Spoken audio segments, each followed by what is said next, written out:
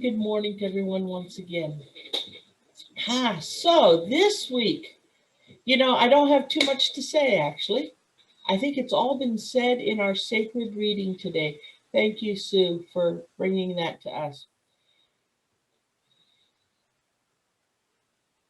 My talk this week is actually a recap of the last 4 weeks or the last 4 weeks that we've had together.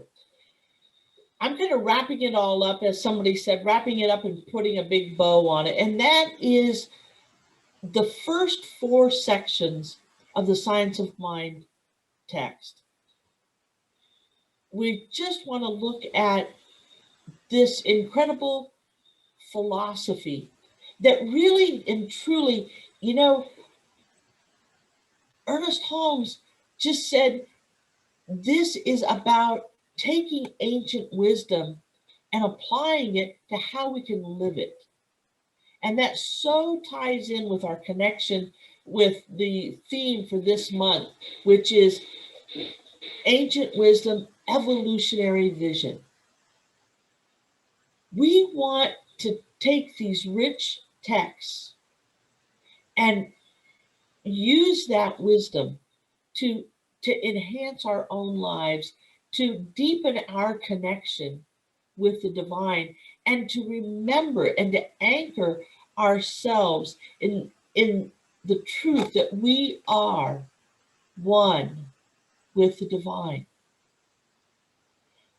When we are firmly anchored in this, it doesn't matter what comes to us.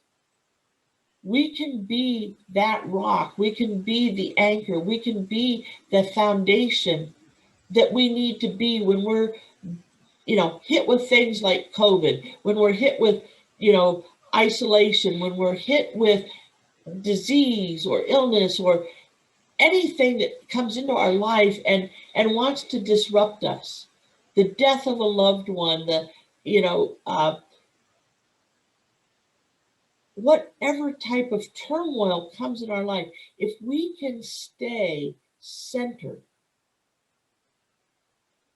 on the truth of who we are,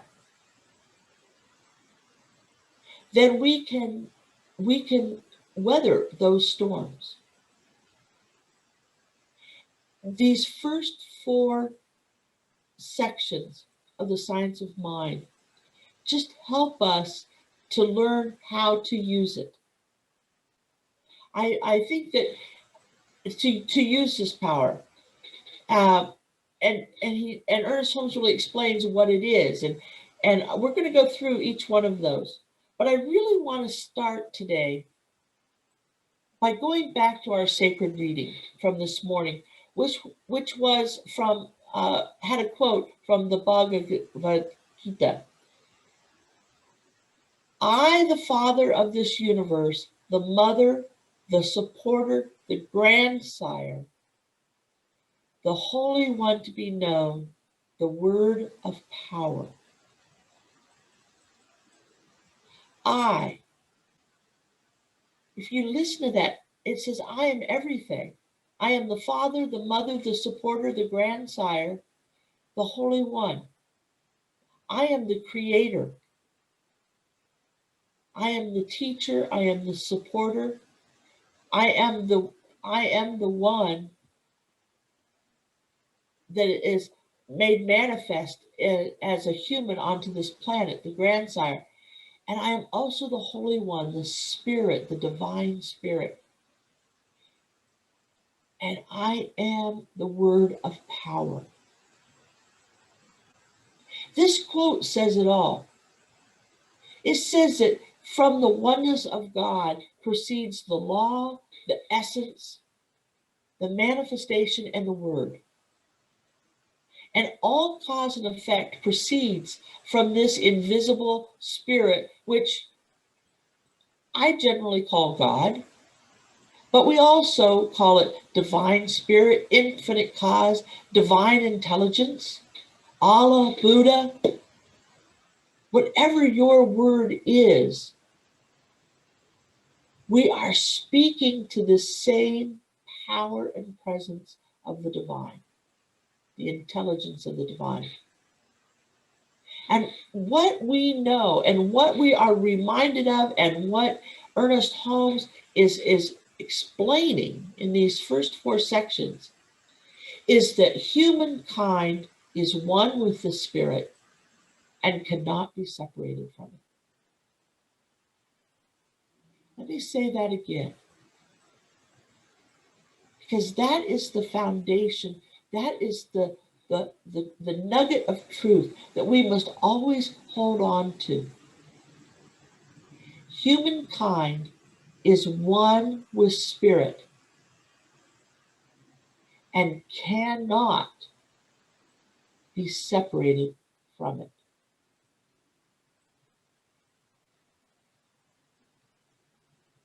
So often we say that, well, we are not gods. Everything of God is within us. We are one with this divine power.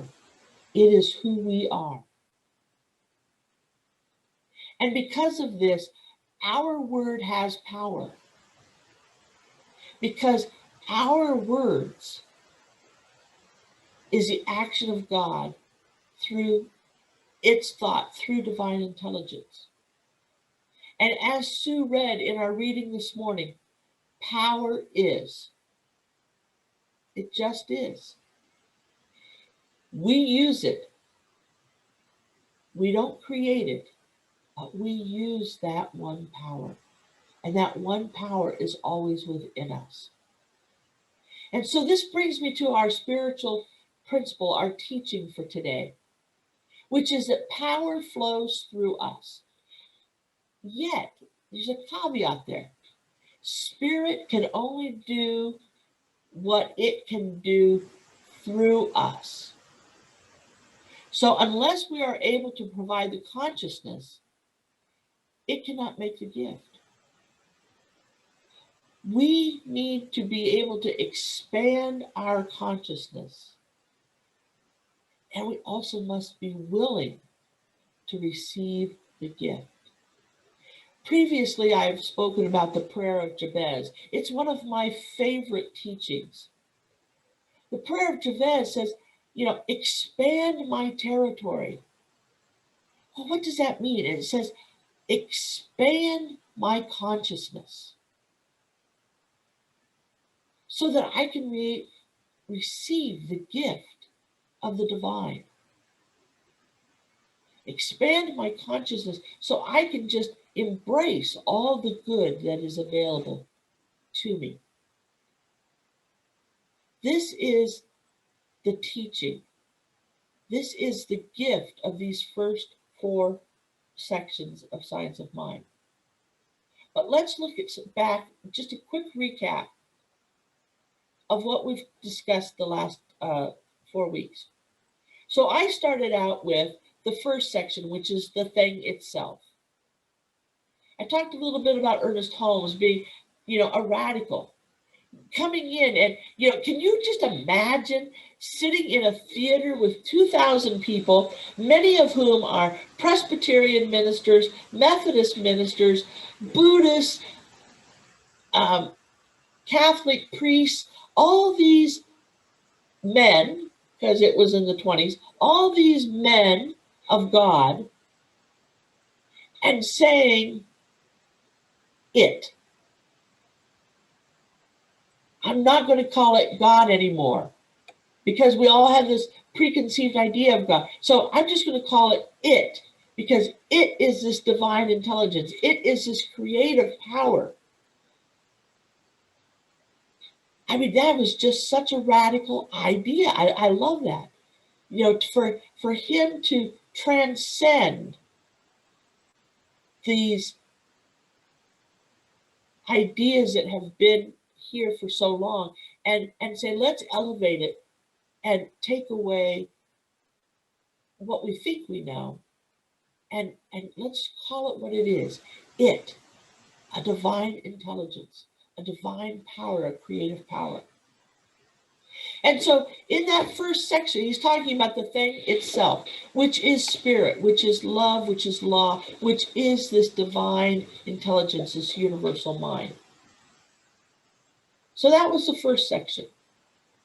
Then Reverend Karen joined us the second week, and she said, this is the way it works. She says, Spirit works through us. And there is one power back of all creation. And she spoke to oneness. Because oneness of the mind, it can't contradict any thought given to it, but it must reflect back whatever is cast into it. And because of its nature, it, God, must create after the pattern that our thought gives to it. Our thoughts, our words have power.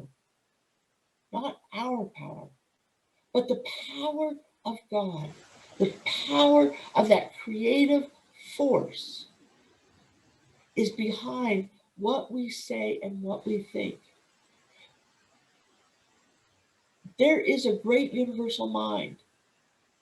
And yet we as humans are at the center of that intelligence. And every time we think, every time we put our thoughts and words into motion, we put the mind of God into action.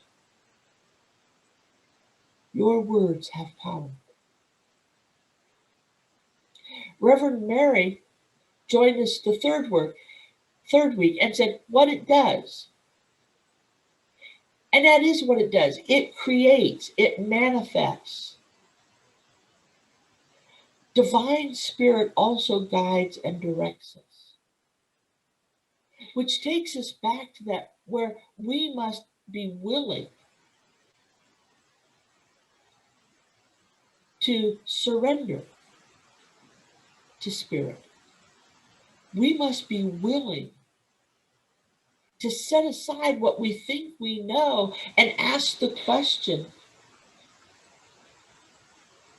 or ask that the question of, expand my consciousness, guide me, direct me. But we must be willing to receive the gift, because Spirit can guide and direct us through those times of turmoil, through those times of uncertainty in our lives. If we can set aside how we think something should be and just be open to receive the gift, I think this last year has shown this for so many people. There have been many, many people who have struggled through the COVID. And there has also been this incredible surge of creativity. There has been this new way of thinking about how to do things. Church in itself is being recreated. People are recreating ways of going to work and doing work. They're recreating ways of being together in community with their families. I remember, I think it was on Facebook, one of my friends, they did Christmas Eve together with their family. They had never as a family come together for Christmas Eve. But she set up a Zoom call for her entire family. And she said never had her family been so connected, because usually they were always so busy doing something that they just kind of recognized one another in the room. But because they were on Zoom, they all had set aside 1 hour to be together and to be present for one another. Does this replace the hugs? Does this replace being together? No. But it is a way of being open to seeing the gifts and allowing the creativity to come through and being guided to moving forward. That's what Spirit does. It guides us and it directs us and it inspires us to create and manifest a better life.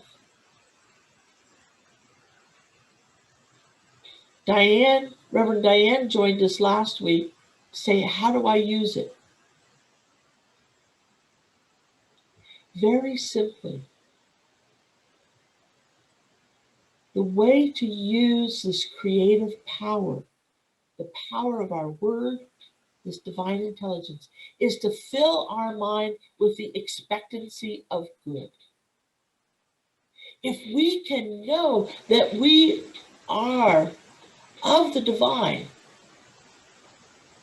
we can have that expectancy of good, because Spirit can be nothing other than beauty and joy and harmony and laughter and curiosity and peace and love, because that's what Spirit is. And so we can fill our mind with the expectancy of good and use our word to create that good. It's so simple. That's how we use it. You know, in this teaching, and sometimes I will admit, sometimes I hear this and I think, oh, this is just so trite, because it's been used so much. But it truly is what the teaching is about. Change your thoughts, change your life.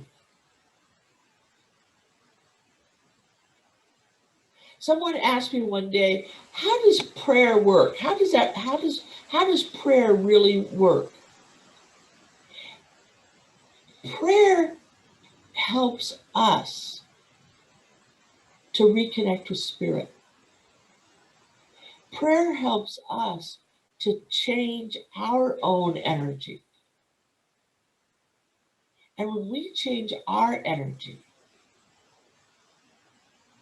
we can begin to change the energy of the world. Because as our energy changes, how people respond to us changes. That's how we change our life. It's not because I'm looking at somebody out there and saying, I want to change you. Rather, I need to change how I am looking and feeling about that person. And as I change my thoughts, my energy, my relationship with that person is going to change. And suddenly I see them in a new way. We are living in an intelligent universe which responds to our mental states. Ernest Holmes says, to the extent that we learn to control our mental states, we shall automatically control our environment.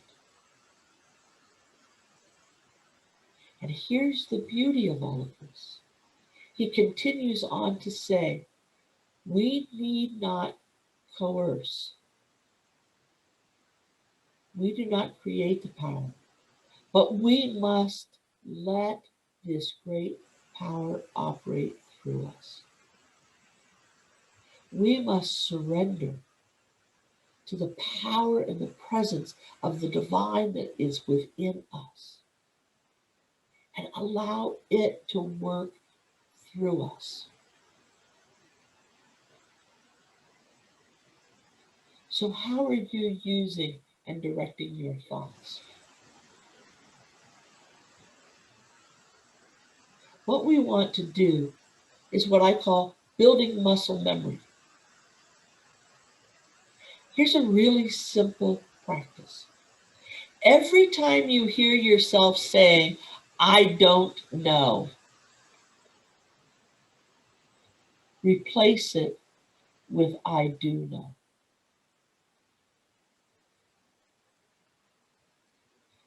And sometimes you can add the little caveat,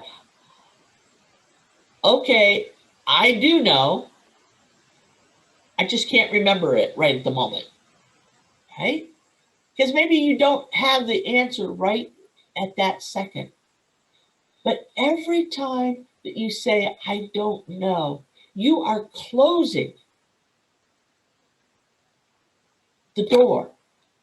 You are shutting off the energy and the availability of the divine mind to work through you. I do know. When you say, I do know, you are allowing spirit to move through you. So just think of that. When you're saying, I don't know, you're pushing away. And when you say, I do know, you are receiving. So that's your practice for the week. When you want to say, I don't know, say, I do know. This consciously removes any obstruction and leaves our minds open, our hearts open for a new influx of spirit. So take the not out of your thoughts and then take the not out of your spiritual energy and allow that energy to just move through you. Allow the divine mind to move through you. I want to give you 3 quick steps for changing your thoughts in your life. 3 practices. You know these. You know these because you all study this, but we need to be reminded. I need to be reminded. So the first step is stop the monkey mind. Stop that little mind that just like chirping away at you all the time. And how do we do that? We use affirmations. Every week, our speakers give you an affirmation. If you can't remember the affirmation, go to our website. If the affirmation for this week doesn't work for you, scroll through the ones from the previous weeks. Make up your own affirmation. But use an affirmation to stop the monkey mind. Who is it? Is it Gloria Gaynor that sings Stop? You know the song. You all are old enough to stop in the name of love, right? Put up your sign, stop. And in the name of love, speak an affirmation. The second piece is to reconnect with your inner source. Reconnect with the divine. How do we do this? We do this through meditation. Again, most of you have been in this teaching for long enough that you know how to meditate. You do it. I'm sure most of you have a meditation practice. But if you need to strengthen your meditation practice, join me on Thursdays. I know the time is 11:30. That's a little bit tough for some people, but join me for practicing meditation. If not me, find someone else. Go online and get a meditation tape. But use meditation as a time to reconnect with your divine self, your inner source. The third way is to anchor yourself in principle. Anchoring yourself in principle. Again, you can do this through affirmations. But prayer is also an incredible way to anchor yourself in the principle and to reconnect with source. If you are in a place in your life where you can't pray for yourself, call me. Call Tommy, call Betty, text us. Say, I need prayer. Sometimes it's just, I need prayer for clarity. You don't have to give us the whole story. Just send us a text and say, I need prayer for harmony. We don't need to know all the details. Just tell us what you need. Peace, joy, harmony, loving relationships. Let us help anchor you in that principle.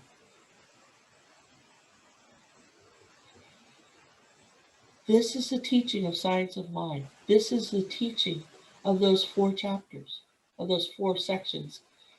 That's just the introduction of the book. The whole rest of the book is more detail about, an expansion of that introduction.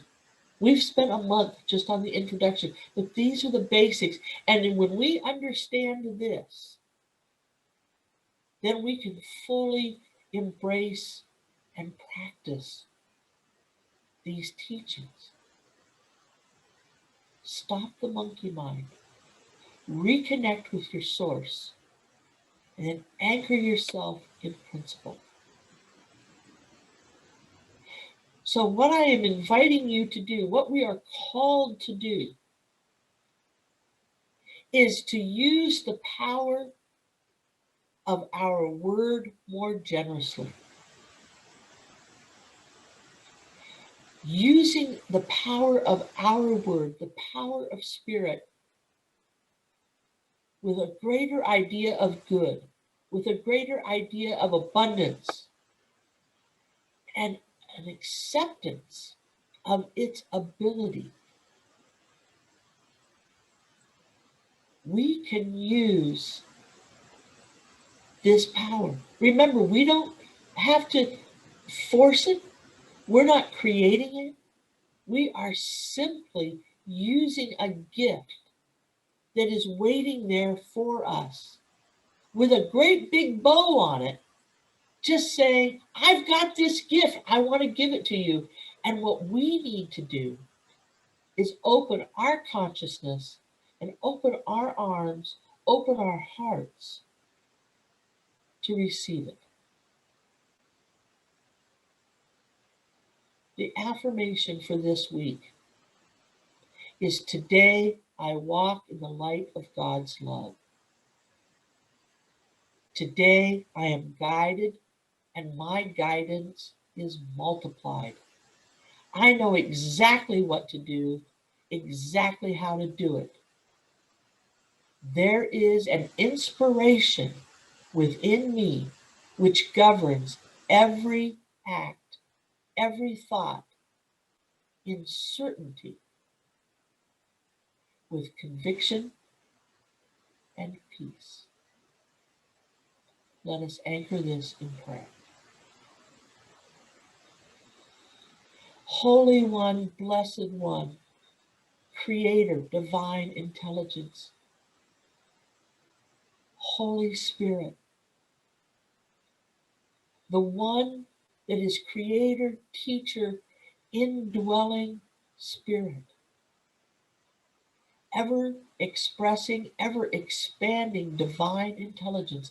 I know that there is only one power and one presence by whatever name we call it. It is the power of life.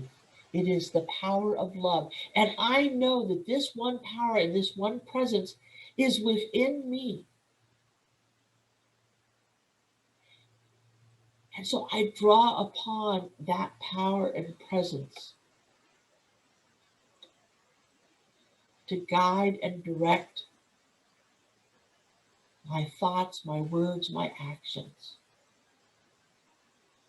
As I surrender to this one power, I can let go of any doubt, of any uncertainty, of any I don't knows.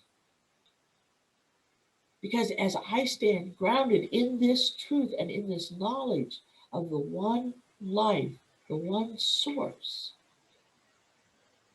I do know. And so I release that uncertainty. I release that anxiety, that tension. And I surrender to the guidance and the direction of the divine. And as I allow it to flow through me, I am blessed. The world is blessed. For what comes to me comes to all. And so I give thanks for this power and this presence, ever expanding, ever expressing through me as me. It is good and very good.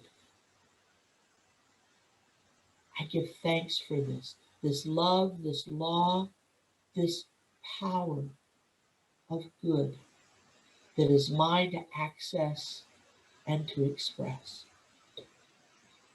And from this place of gratitude, I release my word into this power, knowing that it is already done. And together we say, and so it is. Ashe and Amen.